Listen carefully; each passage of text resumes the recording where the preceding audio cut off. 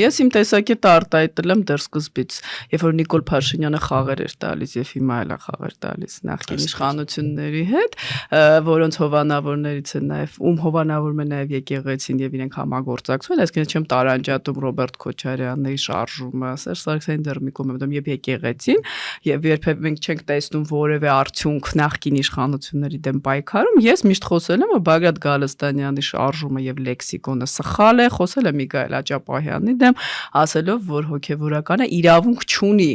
այդպիսի լեզվամտածողություն ունենալ, սա մեկ։ Երկրորդը, ինքը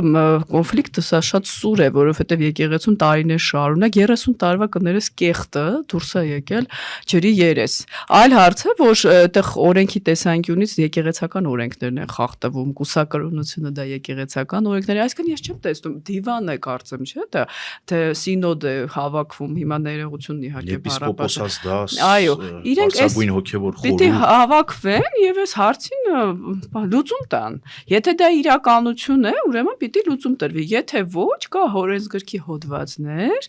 զրպարտության համար, թող Նիկոլ Փաշինյանին դատի տան, որքանով հասկանում Նիկոլ Փաշինյանը վստահ էր խոսքերի վրա։ Դե Գարեգին երկրորդի զավակների մասին զավակի կամ ինձ թվում է բոլորը գիտեն, իհարկե հիմա մենք քո ասացի պես մոմը չենք պահում, բայց շատ հեշտ է դա բարձր։ Մամուլում օրինակ Դու գրել ես կարծեմ, Խաթուն անունն է շրջանառվում